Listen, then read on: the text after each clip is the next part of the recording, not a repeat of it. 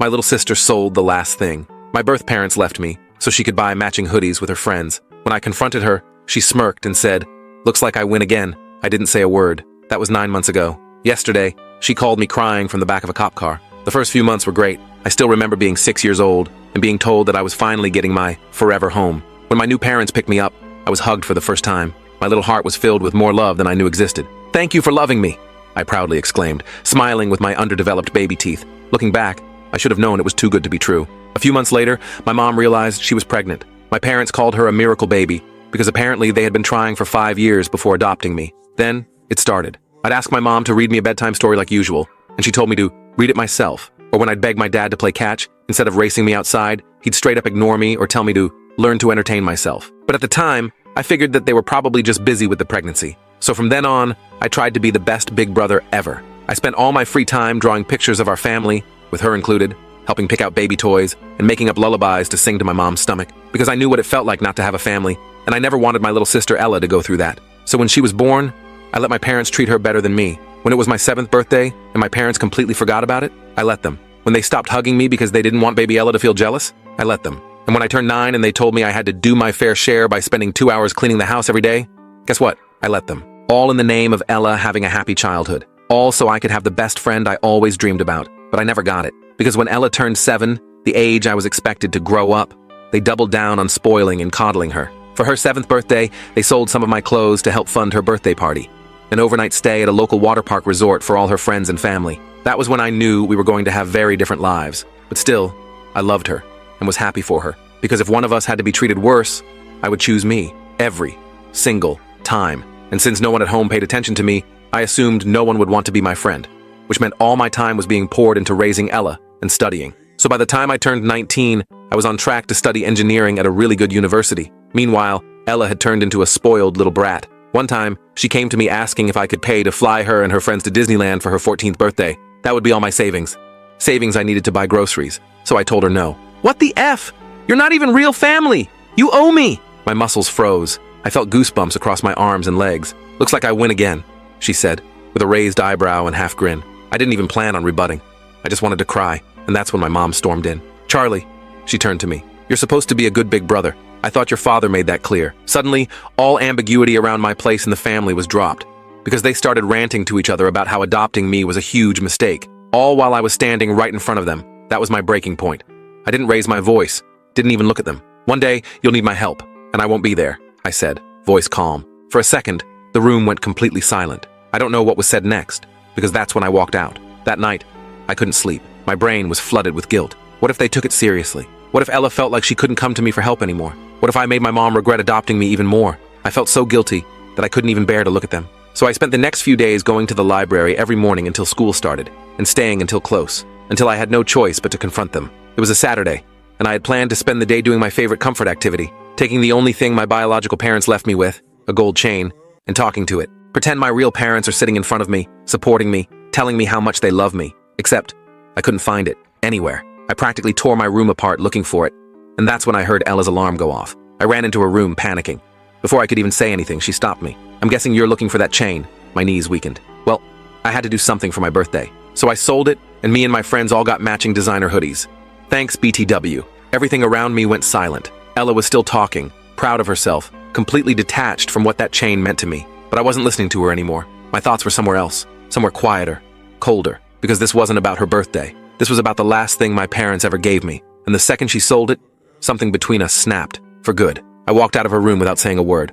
I could hear her calling after me, but I didn't turn back. I went straight to my room and locked the door. I sat on my bed, staring at the wall, feeling nothing and everything at the same time. That chain was the only physical connection I had to my birth parents, the only proof that they had existed, that they had cared enough to leave me with something. And now it was gone, traded for some stupid matching hoodies that Ella would probably outgrow or get bored with in a month. I pulled out my phone and checked my bank account. I had saved up about $3,200 from odd jobs and birthday money from my grandparents, the Miller's parents, who at least remembered I existed. It wasn't much, but it would have to be enough. I couldn't stay in this house anymore. I started packing my things, only the essentials.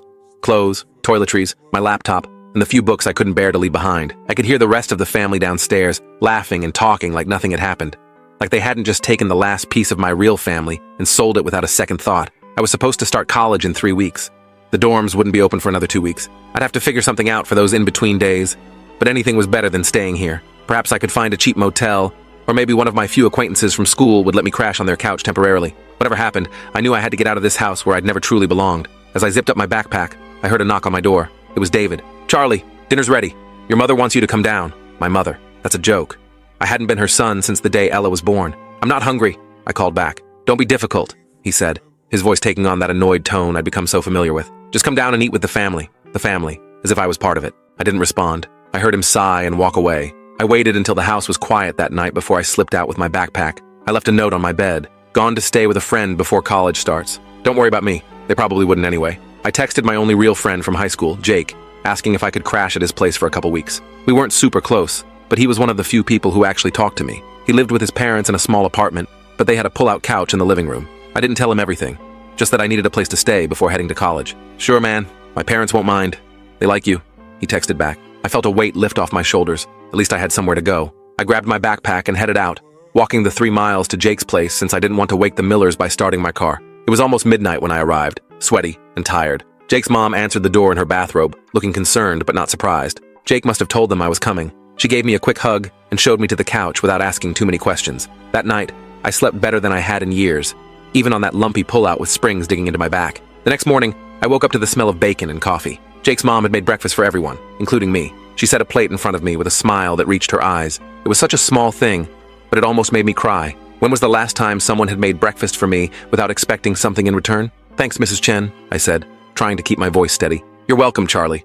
You know you can stay as long as you need to." I nodded, not trusting myself to speak. Jake came in and grabbed some bacon, completely casual, like it was normal for me to be there. His dad joined us a few minutes later, nodded at me, and started talking about the baseball game from last night. No one asked why I was there or how long I was staying. They just accepted me. Around noon, my phone started blowing up with texts from Sarah. I ignored them at first, but they kept coming. "Where are you? Come home right now. We're worried sick. This is completely irresponsible." Sure, now they were worried about me. I turned my phone off and helped Jake's mom with the dishes. Later that afternoon, my phone rang again. It was David this time. I almost didn't answer, but something made me pick up. "Charlie, where the hell are you?" he demanded. I told him I was staying with a friend before college started, just like my note said. "You can't just leave without telling us where you're going.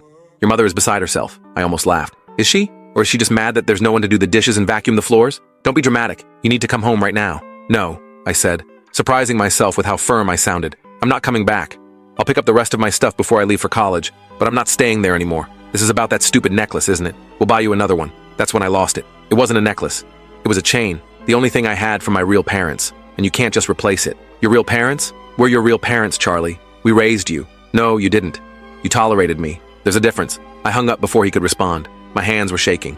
I'd never stood up to them like that before. Jake came into the room, pretending he hadn't heard everything. "Want to play some Xbox?" I nodded, grateful for the distraction. The next few days passed in a blur. I helped around the Chen household, doing dishes and taking out trash without being asked. Mrs. Chen tried to tell me I didn't have to, but it felt good to contribute. Mr. Chen even slipped me some cash for helping him fix their leaky bathroom sink. "College fund," he said with a wink. A week after I left the Millers, I got a text from Ella. "Mom and Dad are super mad at you. They said you're being ungrateful." I didn't respond. "Hello? I know you're reading this. Still nothing from me. Fine. Be that way. BTW, I sold your Xbox too. Hope you don't mind, LOL. That was the last straw. I blocked her number. I blocked Sarah and David too. I was done with all of them. 2 days before I was supposed to leave for college, I went back to the Miller's house to get the rest of my stuff. I timed it for when I knew they'd be at work, and Ella would be at her friend's house. I used my key to get in and went straight to my room. Most of my things were still there, though my Xbox was indeed gone. I packed up my clothes, my books, and the few mementos I had managed to keep over the years. As I was about to leave, I noticed something on my desk that hadn't been there before. It was a small box with my name on it. Inside was a cheap gold-colored chain, obviously new from the mall or something. There was a note. "Hope this makes up for the other one." I almost laughed. They still didn't get it. It wasn't about the chain itself. It was about what it represented. This fake replacement was actually the perfect symbol for our relationship, a cheap imitation of something real and valuable. I left the chain and the note on my desk and walked out of that house for the last time. College was a fresh start. My scholarship covered tuition and housing, and I had enough saved up for books and basic necessities. I got a part-time job at the campus library to cover everything else. For the first time in my life, I felt free. My roommate Thomas was a cool guy who minded his own business but was friendly enough. We got along well, mostly because we both respected each other's space. The classes were challenging but interesting, and I threw myself into my studies. Engineering wasn't easy, but it gave me something to focus on besides my messed-up family situation. About a month into the semester, I got an email from Sarah. I almost deleted it without reading, but curiosity got the better of me. "Charlie, I hope college is going well. We miss you at home. Ella has been asking about you. Please call when you can. Love, Mom. I didn't respond. 2 weeks later, another email came. Charlie, please respond. We're worried about you. Dad and I want to come visit. Let us know when would be a good time. Love, Mom. I deleted that one too. I wasn't ready to see them or talk to them. Maybe I never would be. Midterms came and went. I aced most of my classes, struggling only with Calculus 3. My professor suggested I join a study group, which turned out to be the best decision I could have made. That's where I met Riley, a mechanical engineering major with bright blue hair and the quickest mind I'd ever encountered. She explained complex concepts in ways that actually made sense. And for the first time, I felt like I was actually understanding the material rather than just memorizing formulas. Riley and I started hanging out outside of the study group. We'd grab coffee or pizza, talking about classes at first, then about everything else. She told me about her large, chaotic family, 5 siblings, parents who worked multiple jobs, grandparents who lived with them. I told her about the Millers, though I kept some of the worst details to myself. They sound like real pieces of work, she said, after I explained how they'd forgotten my birthday 3 years in a row. I shrugged. I'm better off without them. Probably. But it still sucks. Everyone deserves to have people who care about them. Something about the way she said it made my throat tight. I changed the subject quickly. Thanksgiving break came up faster than I expected. The dorms were closing, and I had nowhere to go. I considered getting a hotel room for the week, but that would eat up most of my savings. Thomas offered to let me come home with him to Chicago, but I didn't want to impose on his family. Riley solved the problem for me. Come home with me, she said casually one day while we were studying. My parents always make enough food to feed an army, and they love having guests. I hesitated. Are you sure? I don't want to intrude on your family time. She rolled her eyes. With 7 people in the house already, 1 more won't make a difference. Besides, my mom will be thrilled to have someone new to fatten up. So that's how I ended up spending Thanksgiving with Riley's family. Their house was small and crowded, with people constantly coming and going. Her parents worked opposite shifts, so someone was always cooking or cleaning or helping one of the younger kids with homework. It was chaotic and loud and absolutely wonderful. Riley's mom, Mrs. Martinez, took one look at me and decided I was too skinny. She spent the entire week trying to feed me at every opportunity. Her dad taught me how to change the oil in a car and didn't laugh when I got it all over my hands. Her siblings included me in their board games and inside jokes like I'd always been there. On Thanksgiving Day, when we all gathered around their extended dining table, actually 2 tables pushed together with mismatched chairs, Mrs. Martinez asked everyone to say what they were thankful for. When it was my turn, I found myself getting emotional. I'm thankful that Riley invited me here, I managed to say. And I'm thankful that all of you have made me feel so welcome. Mr. Martinez raised his glass. Family isn't always blood, kid. Sometimes it's who shows up when everyone else walks away. I had to look down at my plate to hide the tears in my eyes. This was what family was supposed to feel like. When we got back to campus after break, I had 3 more emails from Sarah and 1 from David. I deleted them all without reading them. I was moving forward with my life, and they weren't part of it anymore. Winter break was approaching, and once again, the dorms would be closing. This time, I didn't even have to worry about where to go. Riley invited me back to her house without me having to ask, and her parents called to insist I come. We've already got your stocking hung up, Mrs. Martinez told me over the phone. The day before we were supposed to leave campus, I got a call from a number I didn't recognize. Normally, I would have let it go to voicemail, but I was expecting a call about a summer internship I'd applied for, so I answered. Hello? Charlie? It's Grandma Miller. I froze. I hadn't spoken to David's mother since I left for college. Charlie?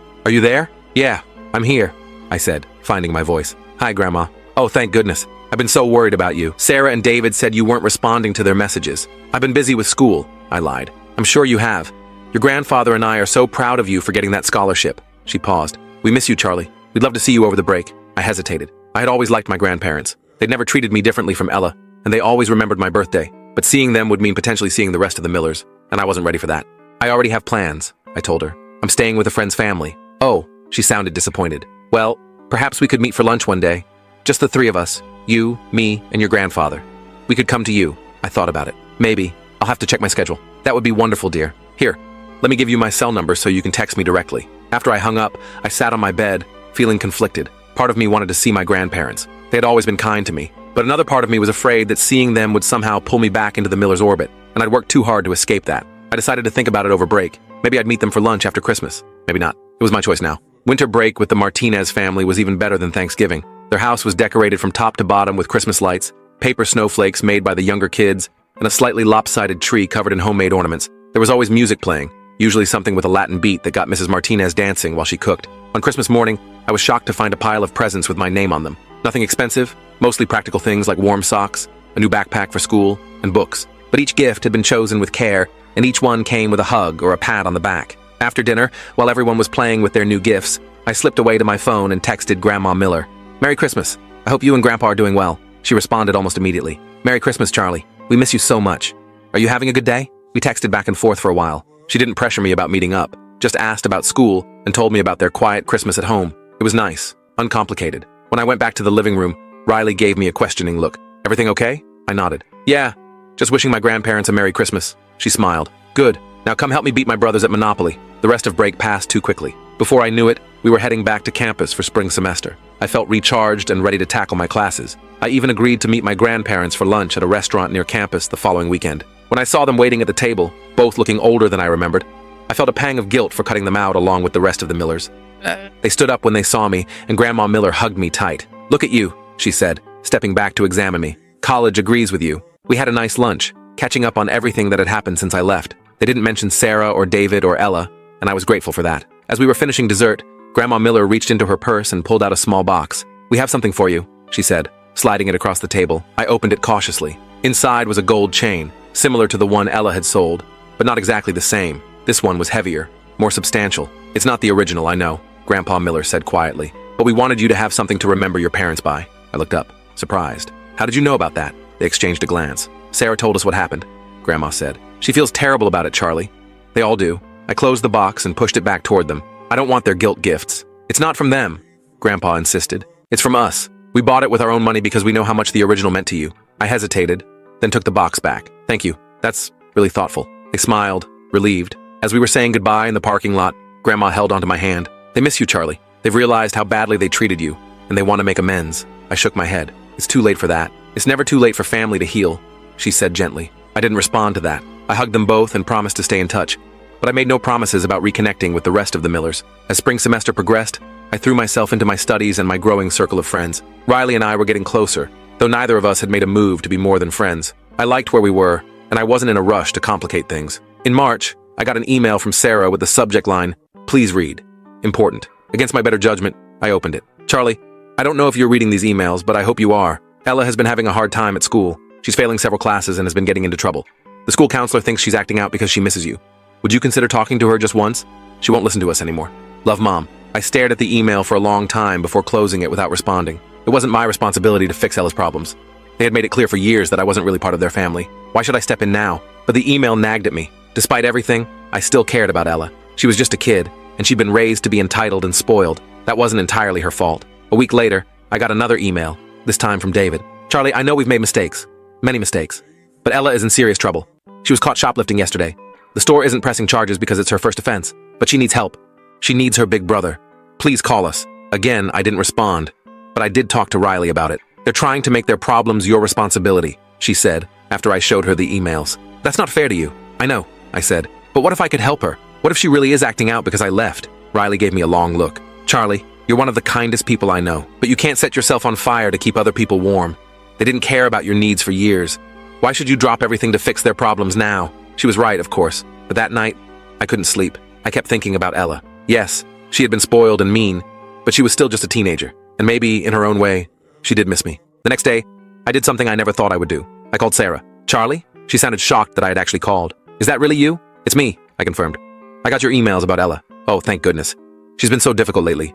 We don't know what to do with her. What exactly is going on? I asked. Sarah launched into a litany of complaints. Ella was failing classes, talking back, breaking curfew, hanging out with the wrong crowd. The shoplifting incident had been the last straw. We've tried everything, Sarah said, sounding desperate. Taking away her phone, grounding her, nothing works. The only person she ever listened to was you. I doubted that was true, but I didn't argue. What do you want me to do about it? I'm 3 hours away at college. Could you come home for a weekend? Just to talk to her? I almost laughed. Home? That hasn't been my home for a long time, Sarah. There was a pause. I know we've made mistakes, Charlie. We've realized that since you left. We miss you. All of us do. I find that hard to believe. It's true. Please, just come for a day. Talk to Ella. Then you can go back to college and never speak to us again if that's what you want. I thought about it. I'll think about it, but I'm not promising anything. After I hung up, I sat on my bed, wondering if I was making a huge mistake. Part of me wanted to help Ella. Another part of me was afraid that if I went back, I'd get sucked into their dysfunction again. I talked it over with Riley, who was concerned. If you do this, you need to set clear boundaries, she said. Go for the day, talk to Ella,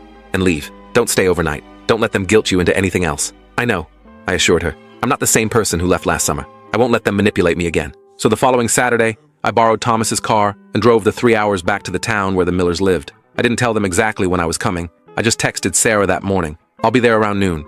I'm only staying for a few hours. As I pulled up to the house, my stomach was in knots. I hadn't been back since I'd grabbed the last of my things before college. It looked exactly the same from the outside, but it felt completely different to me now. This wasn't my home anymore. It was just a house where I used to live. I took a deep breath and knocked on the door. Sarah answered almost immediately, like she'd been waiting by the window. "Charlie?" she said, her eyes filling with tears. "You came." I nodded, not trusting myself to speak. She stepped aside to let me in, and I walked into the house that had never really been my home. I stepped into the living room and immediately noticed how quiet it was. No TV blaring, no music, no Ella shouting at her friends on the phone, just silence. "Where's Ella?" I asked, getting straight to the point. "In her room," Sarah said. "She doesn't know you're coming. We thought it might be better as a surprise." David appeared from the kitchen, looking uncomfortable. "Charlie, thanks for coming." I nodded but didn't say anything. The awkwardness was thick enough to cut with a knife. I glanced around the living room, noticing small changes. New curtains, different throw pillows on the couch, a family photo on the wall that must have been taken after I left. "I'll go get Ella," Sarah said, heading for the stairs. While she was gone, David cleared his throat. "You look good. College treating you well?" "Yeah, it's great," I said, not elaborating. I wasn't here for small talk. A few minutes later, I heard footsteps on the stairs. Ella appeared, looking nothing like the confident, bratty kid I remembered. Her hair was unwashed, pulled back in a messy ponytail. She was wearing sweatpants and an oversized hoodie. When she saw me, she froze. "Charlie?" Her voice was small, uncertain. "Hey," I said, trying to keep my tone neutral. She just stood there, staring at me like I was a ghost. Then she turned and ran back upstairs. I heard her bedroom door slam. Sarah sighed. "She's been like this for months. Up and down. One minute she's screaming at us, the next she's crying in her room. What do you want me to do about it?" I asked. "Just talk to her," David said. "She won't listen to us anymore." I headed upstairs without another word. I knew the way to Ella's room by heart, even though it had been months since I'd been there. I knocked on her door. "Go away!" she shouted.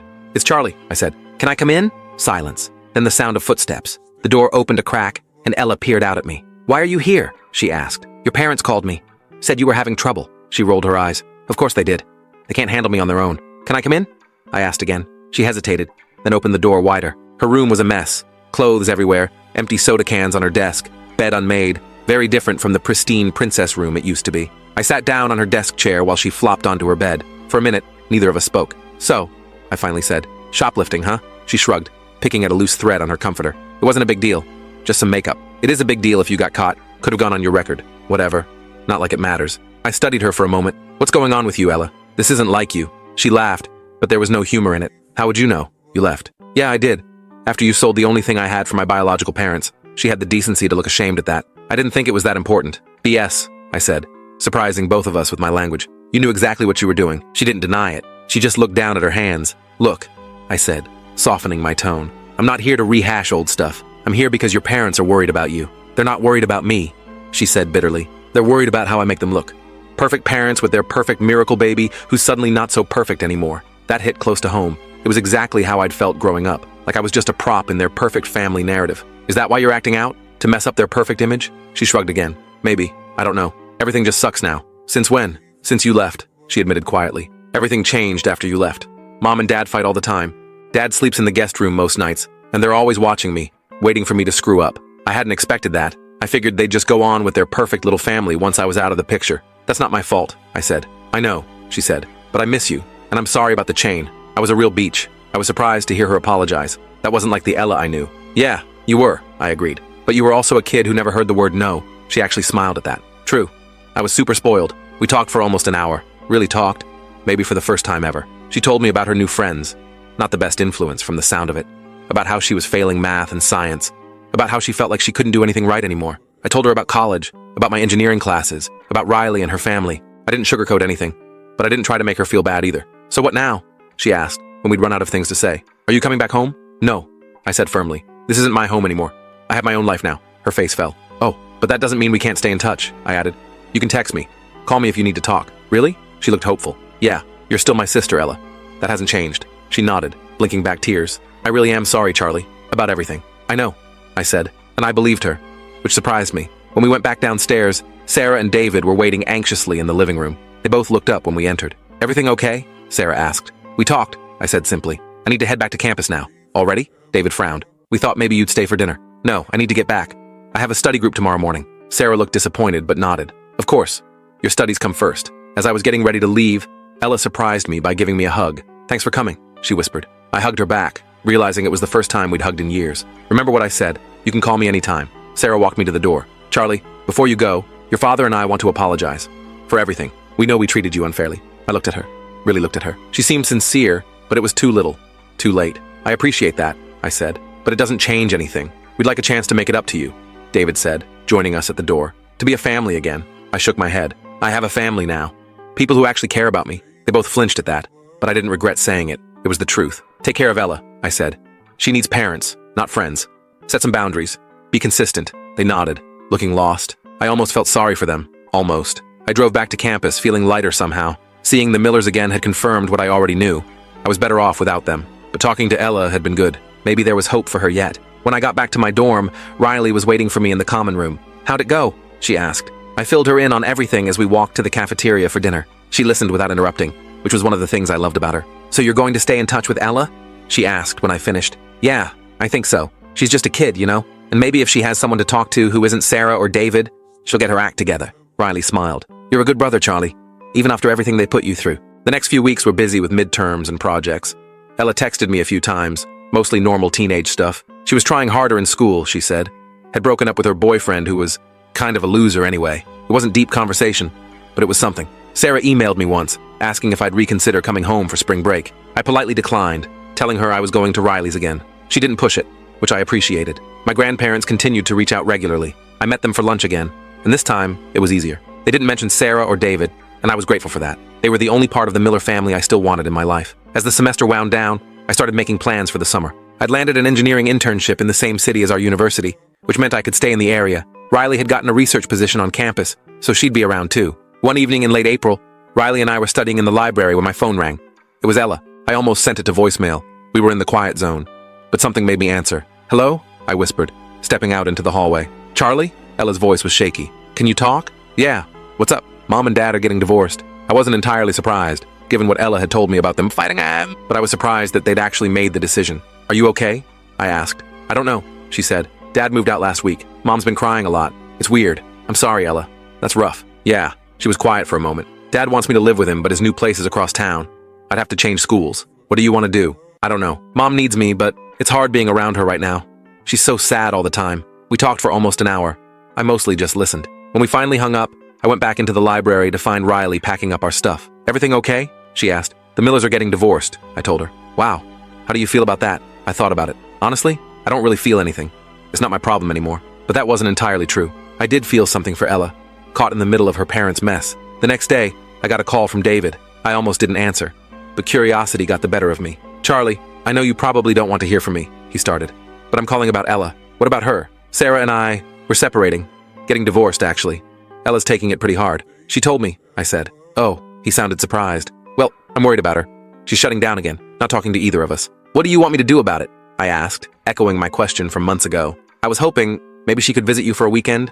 Get away from all this for a bit." I hadn't expected that. "Visit me? At college? Just for a weekend."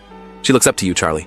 More than you know." I thought about it. My dorm wasn't set up for visitors, but Riley had mentioned her parents were coming to visit in a few weeks and had rented an Airbnb. Maybe Ella could stay there with them. "Let me see what I can arrange," I said. No promises. After talking to Riley and her parents, we worked it out. Ella would come the same weekend as the Martinez family. She could stay with them at the Airbnb, and we'd all hang out together. When I told Ella the plan, she actually sounded excited for the first time in months. "Really? I can come visit you at college?" "Yeah, but you'll be staying with my friend's family, not in my dorm. And you have to be on your best behavior. These people are important to me." "I will. I promise." The weekend of the visit arrived quickly. I was nervous about Ella meeting Riley's family. What if she reverted to her spoiled brat persona? What if she embarrassed me? But I needn't have worried. From the moment David dropped her off at the Airbnb, Ella was polite and friendly. She helped Mrs. Martinez make dinner, played board games with Riley's younger siblings, and didn't complain once about the cramped quarters. On Saturday, we all went to a local fair. Ella stuck close to me, taking everything in with wide eyes. At one point, she pulled me aside. "Your friend's family is really nice," she said. "Yeah, they are." "Is this what a normal family is like?" The question caught me off guard. I don't know if there's such a thing as a normal family, but they're good people. They care about each other. She nodded thoughtfully. "I wish our family had been more like this." "Me too," I admitted. By Sunday afternoon, when it was time for Ella to go home, she seemed reluctant to leave. She hugged everyone goodbye, including Riley's parents, whom she just met 2 days ago. "Can I come visit again sometime?" she asked me, as we waited for David to pick her up. "We'll see," I said. "Maybe this summer?" When David arrived, he looked surprised to see Ella smiling and relaxed. "Looks like you had a good weekend," he said. "The best," she replied.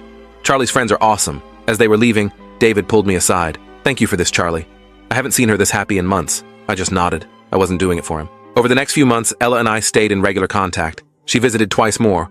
Once during the summer when I was working my internship, and again just before her school started in the fall. Each time, she seemed more mature, more thoughtful. The Millers' divorce was finalized in August. Ella decided to live primarily with Sarah but spent weekends with David. She told me it was working out okay, though she missed having everyone under one roof. Sarah and David both tried to reconnect with me several times, but I kept them at arm's length. I was civil when we had to interact because of Ella. But that was it. Some wounds were too deep to heal completely. As for me, I was thriving. My internship turned into a part-time job I could do during the school year. My grades were excellent, and Riley and I had finally admitted our feelings for each other and started dating. One day in October, I got a small package in the mail. It was from Ella. Inside was a gold chain, not my original one, but similar. There was a note. I saved up my allowance for 6 months to buy this. I know it can't replace the one I sold, but I wanted you to have it. Love, Ella. I put it on immediately and sent her a photo. Her response came back quickly. Looks good, big brother. That chain wasn't just a piece of jewelry. It was a reminder that sometimes family isn't who raises you. Sometimes it's who you choose to keep in your life. And sometimes it's who fights to be there even after everything falls apart. I may have lost my adoptive parents, but I gained something better. A real sister, friends who became family, and the knowledge that I was worthy of love all along.